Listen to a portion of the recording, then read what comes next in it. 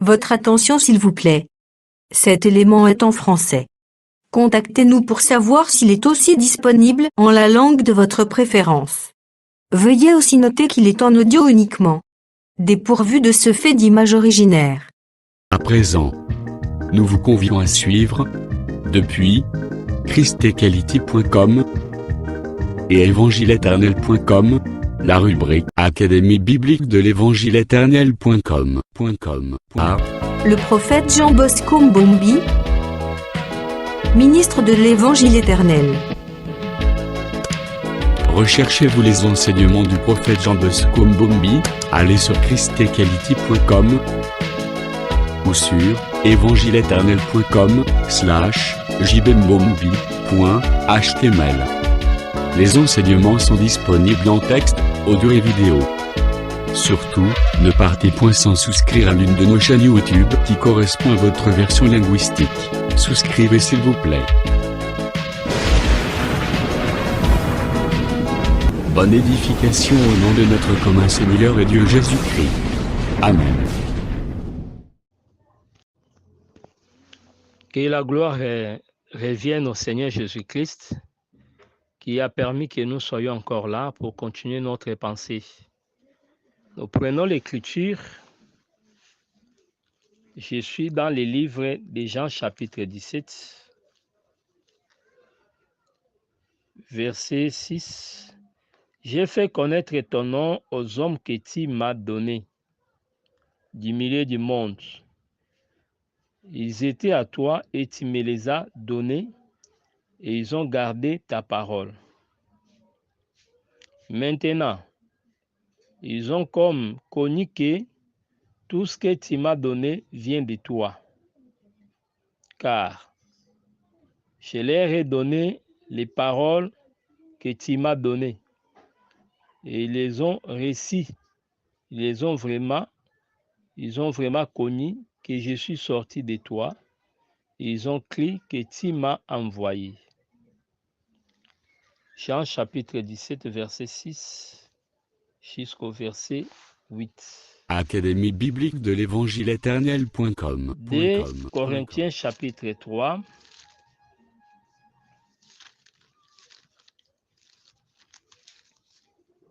Deux Corinthiens chapitre 3.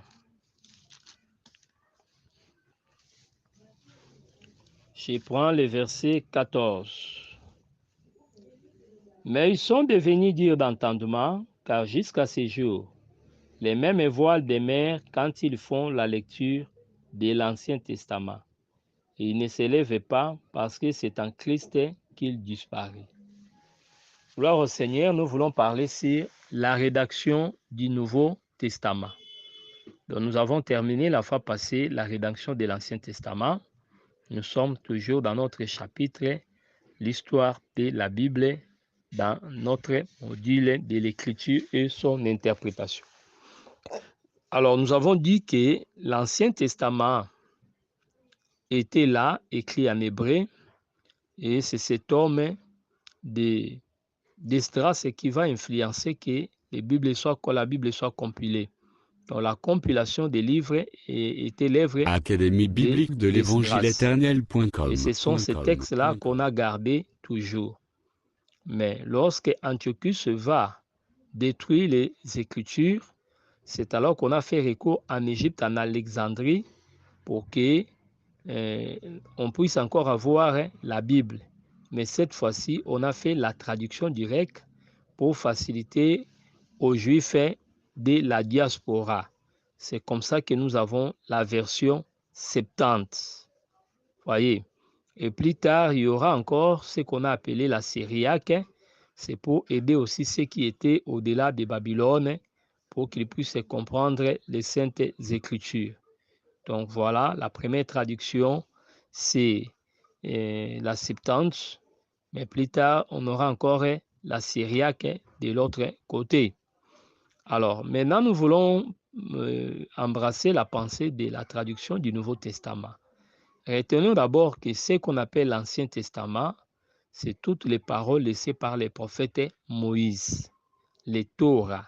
C'est ça l'Ancien Testament selon Paul, dans les textes que nous avons lus. Mais vous allez retenir que lorsqu'on a fait la compilation des livres, c'est-à-dire là, à la loi au témoignage selon Isaïe 8 et 20, à la loi et au témoignage. Lorsqu'on parlait sur ça, à la loi, on voyait les Torahs. Lorsqu'on parlait sur les témoignages, on voyait tout ce que les prophètes ont apporté. Alors, à la loi au témoignage, lorsqu'il y a eu association de ces ouvrages, c'est alors qu'on a parlé de l'Ancien Testament. À vrai dire, l'Ancien Testament concerne les 5 livres de Moïse.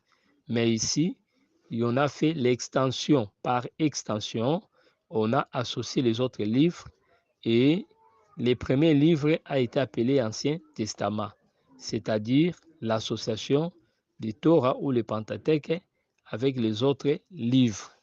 Donc, au total, nous avons 66 livres. Mais on retiendra que plus tard, d'autres livres vont s'ajouter. Cela, c'est par rapport au canon du Vatican.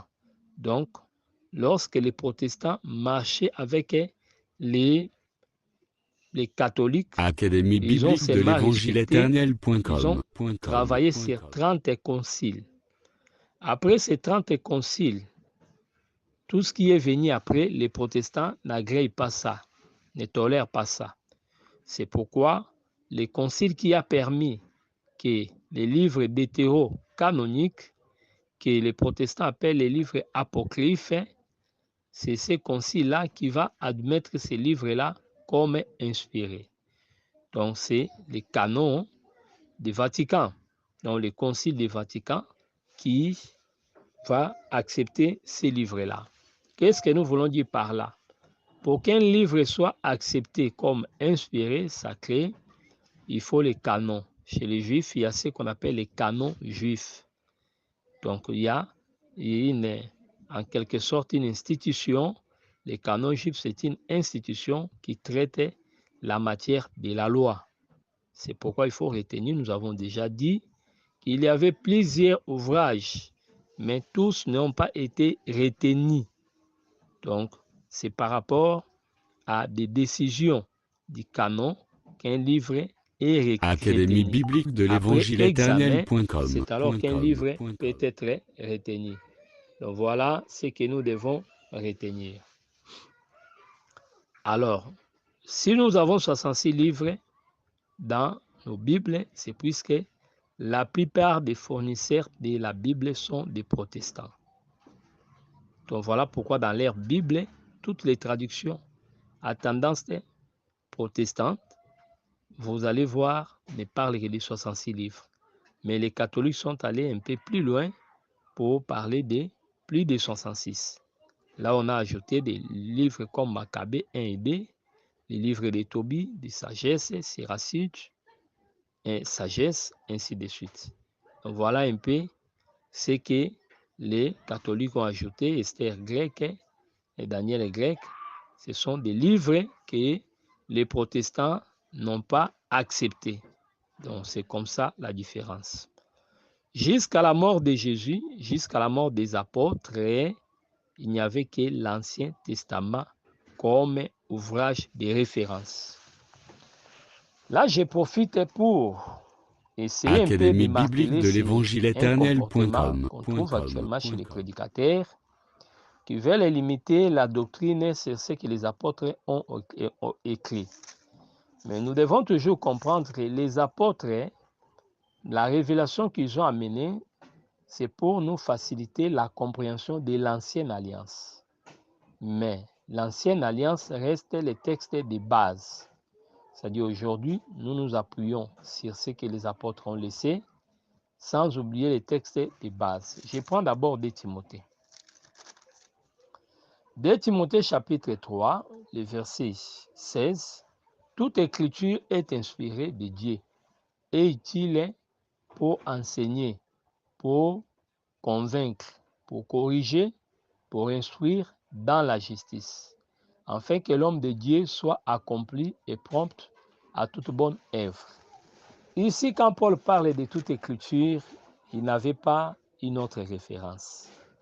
Toute écriture n'a rien à voir avec Actes des Apôtres, rien à voir avec 1 Corinthiens, mais lorsque Paul parlait toute écriture, il s'est basé sur l'Ancienne Alliance. Académie Très biblique important. de l'évangile C'est pourquoi lorsque éternel.com. Paul prêchait, je prends Actes des Apôtres, les Béréens ne vérifiaient pas Paul dans Éphésiens, mais ils vérifiaient Paul dans la loi, les prophètes et les psaumes. J'ai lu l'Écriture. Acte 17, verset 11. Ces Juifs avaient des sentiments plus nobles que ceux des Thessaloniques. Ils réussirent la parole avec beaucoup d'empressement. Ils examinaient chaque jour les Écritures pour voir si ce qu'on leur disait était écrit. Exact. Vous voyez, ce qu'ils faisaient là, c'est ça la réminence. Après avoir écouté, ils devaient ruminer pour voir si cela était exact. Mais on vérifiait Paul où? C'est ça les problèmes.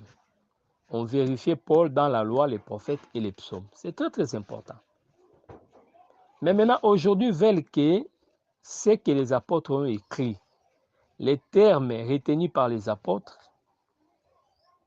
soient considérés et tout ce qui n'est pas repris ici ne soit pas considéré. Académie biblique de l'évangile éternel.com.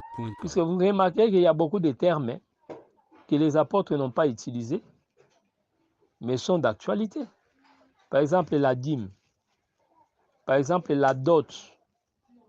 Vous n'allez pas refuser de donner la dot puisque la nouvelle alliance, de Matthieu ou des Actes des Apôtres jusqu'à Apocalypse, les apôtres n'ont pas fait mention de la dot. Vous voyez? Ce serait de l'utopie. Ce serait une hérésie. Vous comprenez? Donc nous devons faire très très attention. Suivez les déclarations du frère Paul lui-même. Quand Paul dit comme ça, comment est-ce que toi et moi, en ces temps maintenant, nous voulons changer des choses? Ce n'est pas poli, hein? Prenons la pensée ici. Acte 24, verset 14. J'ai lu au nom du Seigneur Jésus-Christ. Acte 24, 14. Je t'avoue bien que je sers les dieux de mes pères, selon la voie qu'ils appellent Académie biblique de l'évangile éternel.com. croyant tout ce qui est écrit dans la loi et dans les prophètes. Ça, c'est Paul qui dit. Croyant 15 et ayant en Dieu cette espérance comme long et même qu'il y aura une résurrection des justes et des injustes. Donc Paul, malgré la connaissance, l'excellence de la connaissance par rapport à l'enseignement de la grâce, mais n'a pas réfuté l'authenticité ou la valeur de l'ancienne alliance. Vous comprenez? Donc, il croyait tout. Maintenant, pourquoi aujourd'hui, toi, tu ne veux pas croire? Pourquoi moi, je ne veux pas croire? On n'a pas raison, frère. C'est-à-dire, même lorsque un terme n'est pas repris dans la nouvelle alliance, mais nous voyons ça dans l'ancienne alliance, c'est un enseignement pour nous. C'est une écriture utile pour convaincre. Vous voyez, nous avons eu des problèmes, par exemple, avec les mots dépouillement. La plupart d'entre nous voulaient que les mots dépouillement Académie biblique de l'évangile éternel.com s'appliquaient pour le changement des sacerdoces. Vous voyez, mais non, c'est un mot qui est placé là. Même lorsque on ne reprend pas ça dans les termes dépouillement, mais il y a d'autres termes utilisés qui remplacent ça. Sinon, le principe va tomber. C'est très, très important. Et ce n'est pas l'ancienne alliance qui dépend de la nouvelle alliance, mais plutôt les prédications de Paul, de Jean, de tout ça, de Pierre. Ce sont les prédications qui dépendent. Vous voyez, c'est très, très important. Donc, c'est comme un père, un enfant qui veut montrer à son papa les fleuves. Non. Ce n'est pas à un enfant de montrer à son père les fleuves. ce n'est pas un enfant, mais c'est au Père de montrer. Donc l'ancienne alliance ne dépend pas de la nouvelle alliance, mais plutôt la nouvelle alliance dépend de l'ancienne alliance. Ce sont des principes importants que nous devons retenir. Académie biblique Je de l'évangile t'avoue éternel.com. que je sais le Dieu de mes pères, selon la voie qu'ils appellent une secte, croyant tout ce qui est écrit. C'est clair, il n'y a pas de débat. Voilà ce que nous devons comprendre, que Paul croyait tout ce qui était écrit. Voyez. C'est pour lorsque Paul était à Rome, lorsqu'il louait la maison, la Bible dit que quelques frères étaient venus pour qu'ils puissent partager. Voyez. Je prends cette pensée des Actes des Apôtres, chapitre 28. Ils lui fixèrent, je commence par le verset 23, ils lui fixèrent un jour et plusieurs vers les trouvèrent dans son logis. Paul leur annonça le royaume de Dieu en rendant témoignage et en cherchant par la loi, vous voyez les démarches de Paul, par la loi de Moïse et par les prophètes à les persuader. Vous voyez, quand on cherche là-bas, on va chercher comment? On va chercher en utilisant les termes, les phrases, les livres, c'est ça. Vous voyez, Paul n'a pas renié Moïse et les prophètes. Vous voyez, même lorsque Jésus lui-même a expliqué le peuple, Luc 24 est clair. Commençant par Moïse, le verset 27, et vous allez dans 44 et 45. Vous voyez. Mais comment est-ce que les gens de cette génération veulent changer les choses? Nous disons que ce n'est pas correct. Donc, la loi garde sa valeur comme référence pour les programmes de Dieu. Je rentre dans ma pensée des Actes des Apôtres, chapitre 28, verset 23. Par la loi de Moïse et par les prophètes, à les persuader de ce qui concerne Jésus. L'entretien dura depuis le matin jusqu'au soir. Les uns furent persuadés par ce qu'ils disaient et les autres n'écriraient point.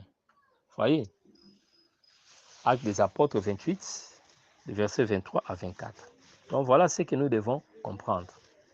Donc l'ancienne alliance avait toujours sa valeur pendant que les apôtres exerçaient.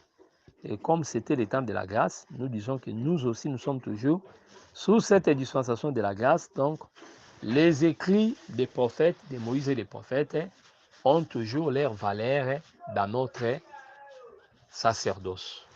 Dans notre prédication, nous devons toujours nous référer à la loi et au témoignage.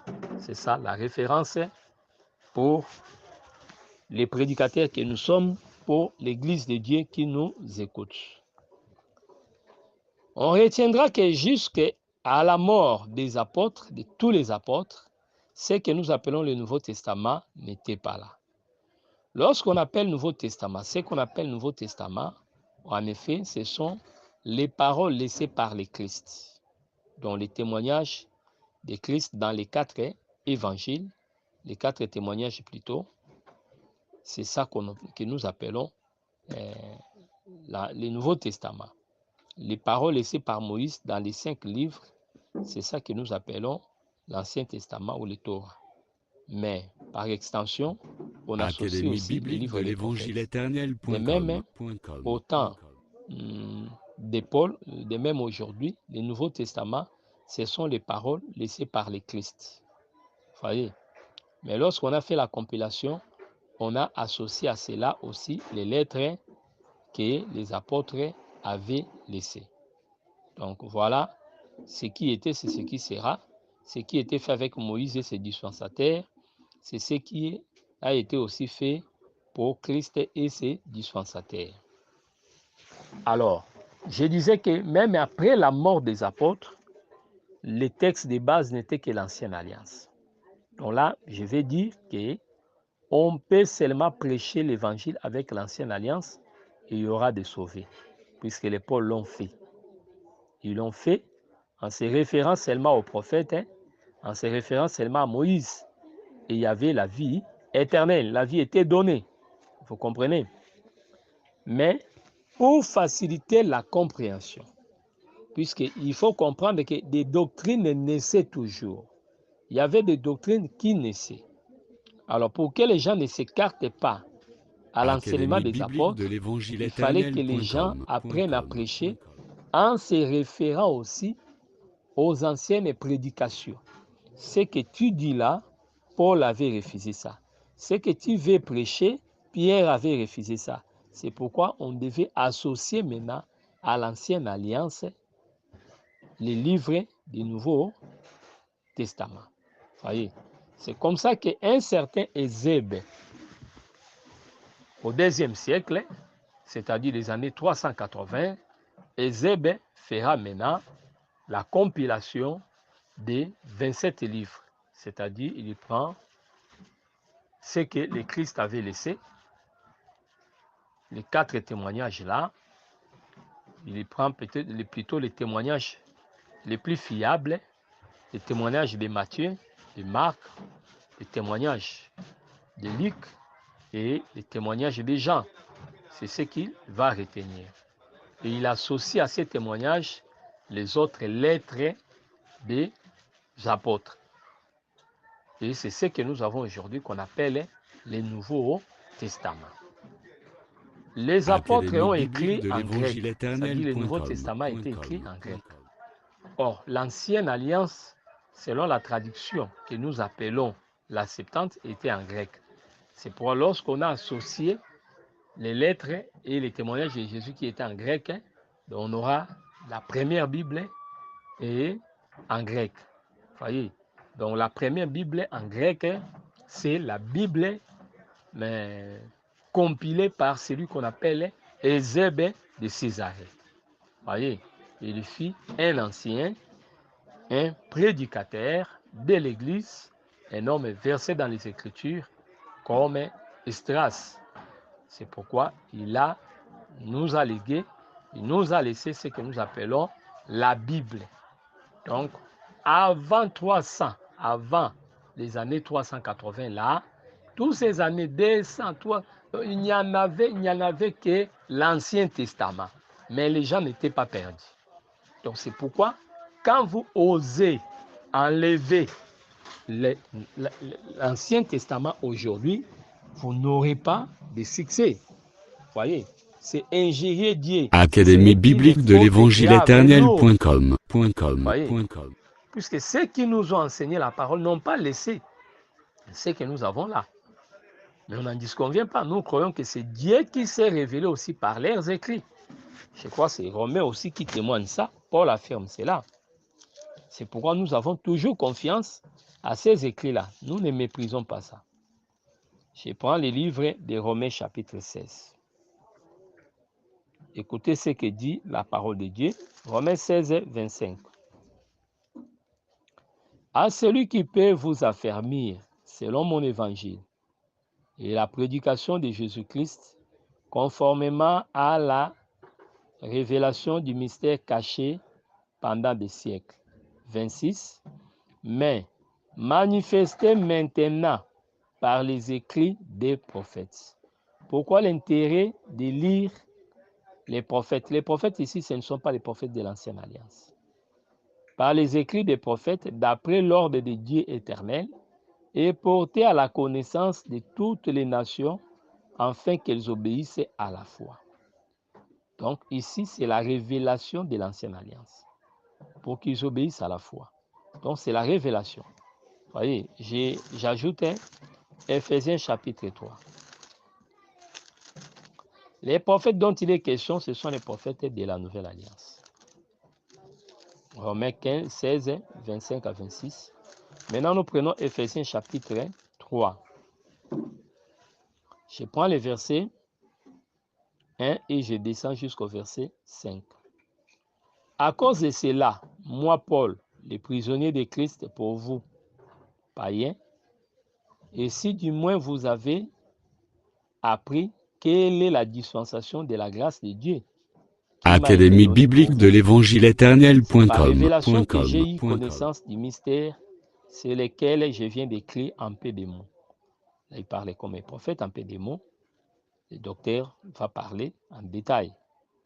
Et en les lisant, vous pouvez vous représenter l'intelligence que j'ai du mystère de Christ.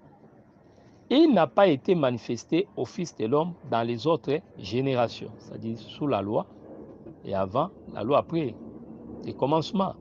Comme il a été révélé maintenant, c'est-à-dire aujourd'hui, par l'Esprit aux saints apôtres et prophètes de Christ. C'est ça la réponse pour Éphésiens 2:20. Vous avez été édifiés sur les enseignements des apôtres et des prophètes. Il est question des prophètes de Christ. La réponse est ici. Retenez toujours que le découpage ici, c'est l'œuvre des théologiens. Mais dans la pensée, lorsqu'on a écrit la lettre, Éphésiens 2 et Éphésiens 3, c'est la même chose. Vous voyez, c'est pourquoi Éphésiens 3 est la continuité d'Éphésiens 2. Donc la pensée du verset Académie 5, biblique de l'évangile éternel.com. De la nouvelle alliance. C'est pour ça que c'était vraiment les prophètes de l'ancienne alliance, on peut dire l'enseignement des prophètes et des apôtres. Mais ici, on n'a pas dit comme ça. Ici, il est question de l'enseignement des apôtres et des prophètes. C'est-à-dire, dans cet ordre ici, ce sont les apôtres qui travaillent d'abord, après les prophètes viendront. Vous voyez, c'est très très important. C'est pour dans les fondements, quand vous allez dans Hébreux chapitre 6, 1 à 2, vous allez comprendre, lorsque les éléments sont cités, quand vous prenez les renoncements aux œuvres mortes, la foi en Dieu, la doctrine des baptêmes, doctrine d'imposition des mains, vous allez remarquer que ces 4 éléments-là, c'est les fondements apostoliques. Donc, c'est la pensée apostolique qui prédomine. Mais quand on va toucher maintenant la résurrection des morts et le jugement éternel, c'est la pensée prophétique qui domine. Vous voyez, un seul fondement, mais dans 2 dimensions. C'est très très important. Alors, nous continuons pour dire que c'est Académie biblique de l'évangile éternel.com. Vous voyez, c'est comme ça. Donc là, nous avons la Bible pour la première fois en grec. Donc la première Bible qui contenait les 2 testaments, c'est la Bible en grec. Celui qui a fait la compilation, c'est Eusèbe de Césarée. C'est très très important. Alors plus tard, il y a eu des traductions, comme je disais la syriaque, qui se faisaient. Mais remarquez très bien qu'il y avait des lettres aussi traduites en latin. Quelques livres traduits. Mais on n'a jamais eu le temps de traduire toute la Bible. C'est pourquoi au IIIe siècle, un certain Jérôme, Saint Jérôme, lui va maintenant faire la traduction. Vous voyez, il prend le temps pour traduire. Durant 20 ans, il a fait le travail pour prendre ce qui était écrit ou la Bible en grec pour le changer maintenant en latin, la Vulgate. Donc celui qui a fait ce travail, c'est Saint Jérôme. Pendant 20 ans, après que Eusèbe puisse faire la compilation, c'est lui qui va travailler sur toute la Bible. Mais par contre, avant lui, il y avait quelques lettres, quelques livres qu'on traduisait en latin. Mais la Bible en latin, c'est l'œuvre de Jérôme. Et cette Bible a été appelée la Vulgate. Donc retenez parmi les traductions, retenez les mots la Septante en grec. Académie biblique de l'évangile éternel.com. Qui contenait aussi l'araméen pour ceux qui étaient dans la dispersion au-delà de Babylone. Et retenez que la Bible a été traduite en latin, c'est ce qu'on appelle la Vulgate. Vous voyez, c'est très très important. Et plus tard, il y aura aussi des traductions, mais qu'on n'a pas, que l'histoire ne parle pas plus. Il y a des traductions, par exemple, au temps de Wycliffe. Wycliffe a influencé pour que la Bible soit traduite en anglais. Vous comprenez? Donc, mais ce sont des Bibles qui n'ont pas été répandues.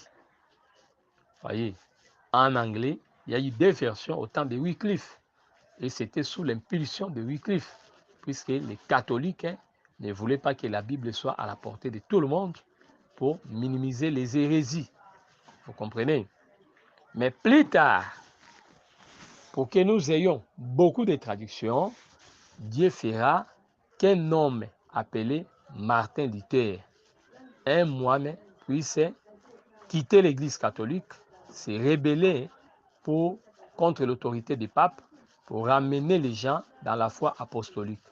C'est celui-là qu'on appelle Martin Luther. Ce fut un moine allemand. Il faut toujours le différencier avec Martin Luther King, le pasteur américain qui luttait contre la ségrégation raciale. Voyez, donc c'est très différent. Mais ici, nous avons affaire à un Allemand qui était moine et qui était contre les problèmes des indulgences. Quand les gens doivent donner l'argent pour que les grands temples soient construits à Rome, lui, il était contre cela. Voyez, et il avait, en quelque sorte, mis sur place des principes. Il avait écrit et mis ça sur des portes de l'Église pour, en quelque sorte, réfuter l'autorité papale. Et en 1520, cet homme sera poursuivi. C'est alors qu'il va fuir. Donc en 1520, c'est alors que cette chose arrivera. Or, remarquez très bien, quand il faut prendre 1520, vous rentrez jusqu'autour de 400, lorsque la Vulgate a été mise en place. Donc vous allez voir presque 1000 ans, plus de 1000 ans, où les gens étaient restés avec la Vulgate, avec cette traduction catholique latin gardée par les catholiques, et il n'y a pas eu encore d'autres traductions qui étaient populaires. Donc c'est pourquoi l'Église catholique avait eu le temps, par la papauté, de maintenir la pression, de maintenir le peuple dans l'ignorance, puisque les gens n'avaient pas la Bible dans leur langue. Voyez. Mais plus tard, lorsque cet homme va se rebeller, il va fuir la pression, il va s'exiler. Et quand il reviendra, c'est alors qu'il sera protégé et alors il va travailler. Alors, la facilité avec Martin Luther, Dieu avait fait, je ne sais pas la coïncidence, Dieu qui sait faire les choses, le Seigneur fera que cet homme puisse trouver grâce. Au moment où il s'était rebellé, à mener le mouvement du protestantisme, c'est alors qu'il y a eu l'invention de l'imprimerie.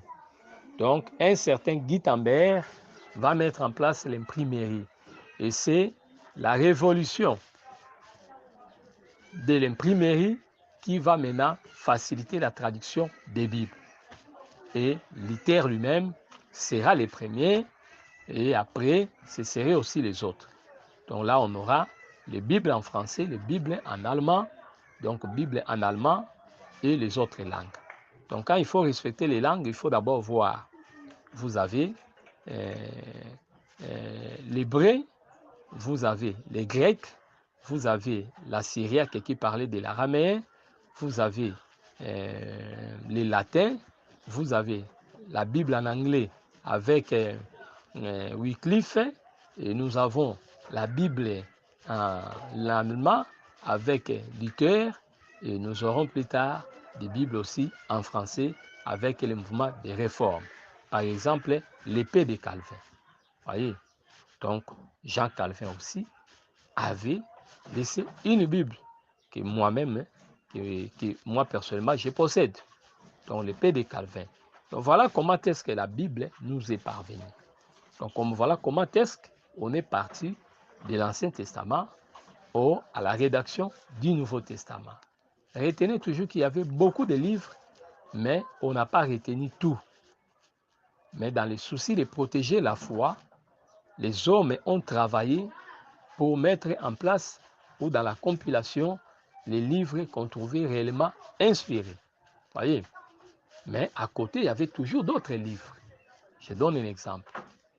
J'avais parlé sur les écrits du prophète Ido, les livres de Moïse, ainsi de suite, les chroniques des rois. C'était des livres. De même, lorsque nous venons dans la Nouvelle Alliance, il ne faut pas faire de faux témoignages contre nos frères, des gens comme de Thomas. J'ai avec moi aussi l'évangile de Thomas. Mais il ne faut pas publier des murmures, des faux bruits contre le frère Thomas. Il n'a rien fait. Non. Les autres apôtres, ils avaient aussi travaillé, mais comme ils étaient loin de Jérusalem, on n'a pas vraiment leurs traces. C'est ça le problème. Voyez. Mais quand vous faites les recherches, il y a une histoire qui parle un peu sur la mort des apôtres. Quand vous naviguez dans le net, vous allez voir. On montre un peu la contrée où l'apôtre a travaillé et quelle était sa fin. Voyez. Il ne faut pas mépriser les frères Barthélemy, il ne faut pas mépriser les gens. Voyez. Matthias, ce n'était pas la volonté de Dieu, c'était la volonté des hommes. C'est pourquoi depuis que son nom est à Paris, on ne parle plus de lui. Mais Barthélemy aussi, on ne parle pas de lui. Philippe aussi. Vous comprenez un peu? Moi, je ne parle pas de Philippe diacre, mais ici, je parle de Philippe apôtre. Voyez? Donc, c'est pour vous dire qu'ils ont travaillé, mais on n'a pas eu de traces. Ils ont aussi écrit. Vous comprenez? Ils ont écrit. Je donne un exemple pour vous convaincre que même lorsqu'on faisait la rédaction du Nouveau Testament, il y avait beaucoup de livres, mais on n'a pas retenu tous. Je donne un exemple. Actes des Apôtres, chapitre 20, verset 35. J'ai lu cette parole-là. Il est écrit comme ceci. Je vous ai montré de toute manière que c'est en travaillant ainsi qu'il faut soutenir les faibles et se rappeler les paroles du Seigneur qui a dit lui-même, il y a plus de bonheur à donner qu'à recevoir. Merci. Acte 20 et 35. L'Écriture dit il y a plus de joie, plus de bonheur à donner qu'à recevoir. Mais maintenant, cette Écriture, Paul le dit. Paul était un bon lecteur. J'aime le frère Paul. C'est pourquoi il a dit quelque part là-bas, dans 2 Timothée, il dira, amenez-moi les livres et les parchemins. Vous voyez, ces parchemins-là, il ne ramassait pas ça, il achetait ça. Vous voyez, les parchemins et les livres-là, il ne ramassait pas ça. Ce n'était pas les livres de la politique, non, c'était des livres, vous voyez, qui parlaient de la révélation, les livres parallèles. Donc Paul avait une grande connaissance. C'est pour un homme dédié pour sa culture. Il doit aussi posséder plusieurs traductions. Il doit aussi avoir d'autres livres. C'est pourquoi il doit s'investir, il doit acheter. Vous voyez, comme les gens aiment la gratuité, c'est ça qui fait défaut. Donc il faut avoir à côté de nous beaucoup d'écrits. Il y a des choses que nous cherchons ailleurs, ça se trouve déjà écrit quelque part. Il ne faut pas bricoler, chercher des révélations. Il faut méditer la parole, mais lire aussi les anciens, puisqu'il n'y a rien de nouveau.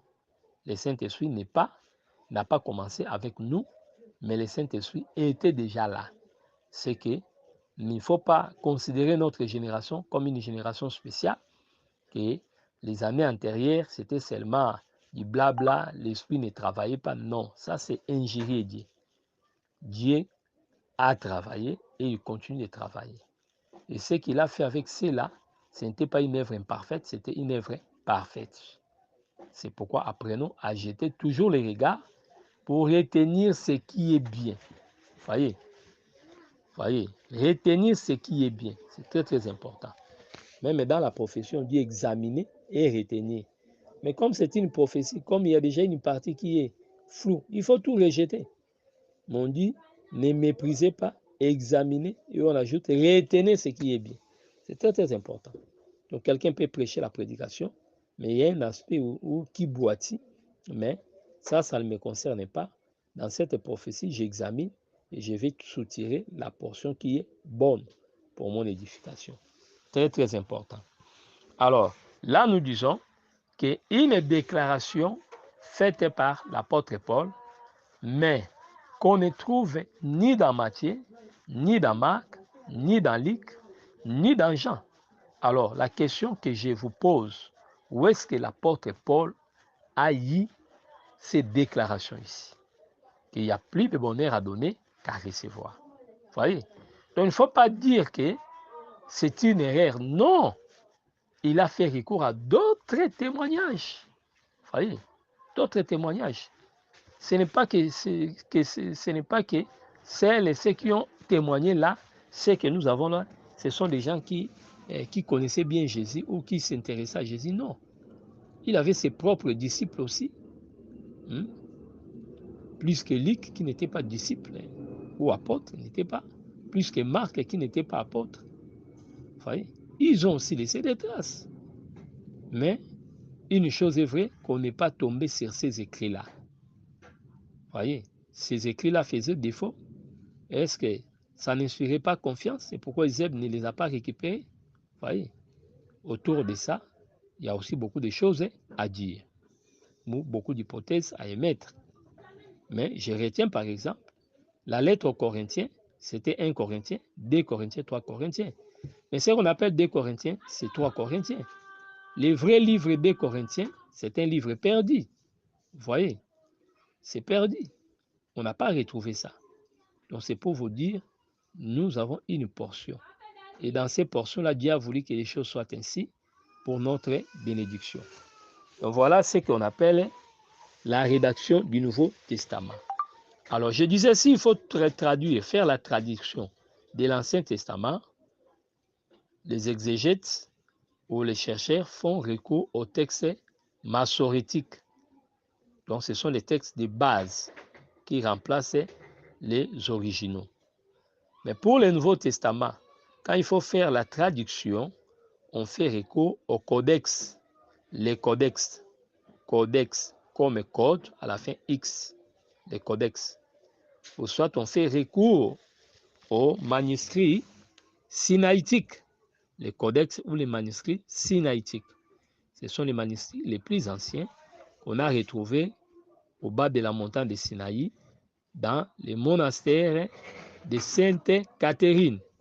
Donc voilà ce que nous devons retenir à propos. Alors retenez que c'est Luther qui nous a permis d'avoir la Bible en abondance. Et ce sont les protestants qui ont travaillé après lui pour que nous en ayons. Mais 19e siècle, 20e siècle, les catholiques ont même été dans l'obligation de répandre aussi leur version pour que nous puissions avoir maintenant la Bible comme nous les voyons. Et aujourd'hui, nous en possédons même dans nos langues, dans nos dialectes. Voilà ce que Dieu a fait. Vous voyez, les catholiques retenaient la Bible pour que les gens ne les contredisent pas. Mais la réforme a fait que les gens puissent avoir la Bible pour être en contact avec la vérité. Mais le comble, c'est quoi?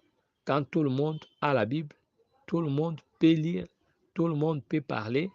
Et la conséquence aujourd'hui, c'est que nous avons beaucoup de doctrines.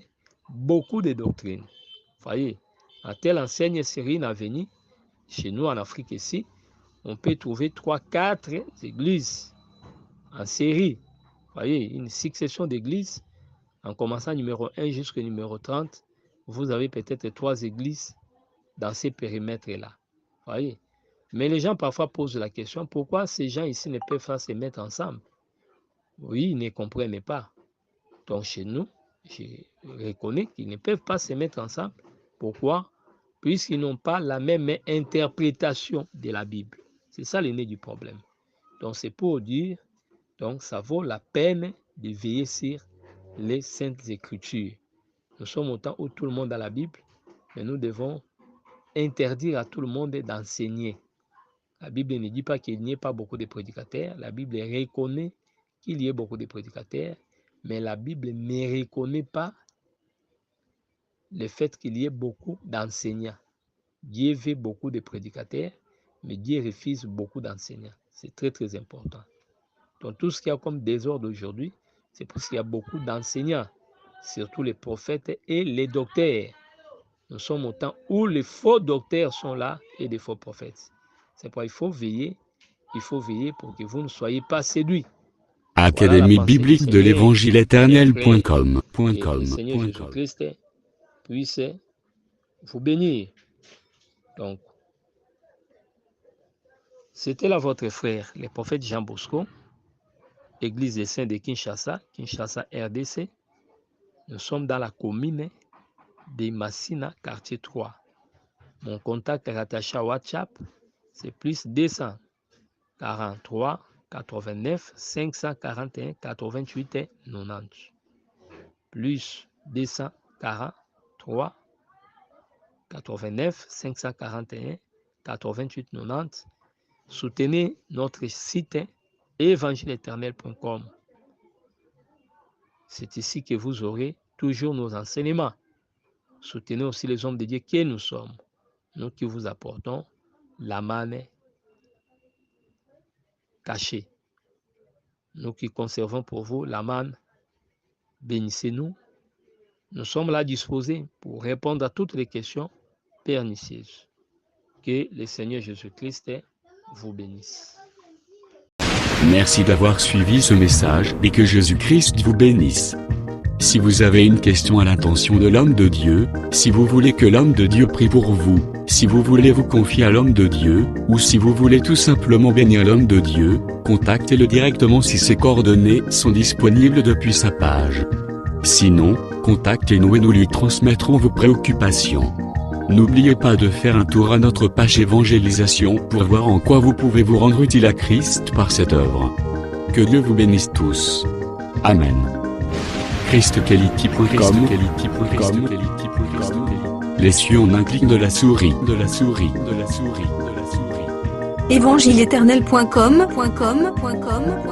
Le site de l'évangile éternel.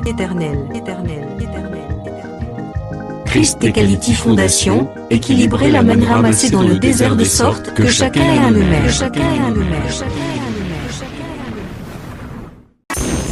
Branchez-vous sur christequality.com ou sur évangile-éternel.com et vous attendra au rendez-vous. La radio mondiale évangile-éternel.com, enseignement non-stop. La télé prophétique, évangile-éternel.com TV. Enseignement quantique et documentaire biblique. L'église virtuelle, assemblée et culte de prière des saints, en ligne et en direct. La rubrique Pasteur et thème. Retrouvez tous les ministres de l'évangile éternel, en vidéo, audio et texte. La rubrique Bible révélée, explication prophétique de la Bible, mot à mot. La rubrique questions et réponses, expose les réponses des ministres à vos questions difficiles et compliquées. La rubrique prophétie et actualité, décrypte pour vous l'actualité, en rapport avec les prophéties bibliques. La rubrique Aréopage, ouvre à tous, et sans censure, le libre débat et exposition contradictoire. Évangile-éternel.com démystifie au moyen de l'enseignement, des erreurs, des fausses religions, églises, doctrines et philosophies.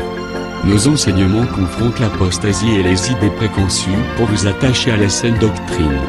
Vous y trouverez de l'exhortation, du réconfort spirituel et de l'incitation à vous sanctifier. Sur évangile-éternel.com, sollicitez une requête de prière, et les ministres et plusieurs imprieront pour vous. Retrouvez des cantiques chantés par des saints et des cantiques instrumentaux. Venez y apprendre d'autres langues à travers la Bible audio multilingue. Les enseignements sont en toutes les langues. évangile-éternel.com, le site de l'évangile éternel. Motivez-nous en souscrivant à l'une de nos chaînes YouTube, celle de votre préférence linguistique. Et venez évangéliser avec nous en partageant, autant que faire se peut, notre site web, nos YouTube channels ainsi que toutes nos publications. Merci de le faire et que Jésus-Christ notre commun Seigneur et Dieu vous bénisse tous. Amen. ChristEquality.com Les cieux sont à la portée de votre main, juste par un simple clic de la souris. Christ Equality Foundation, équilibrer la manne ramassée dans le désert de sorte que chacun ait un aimère.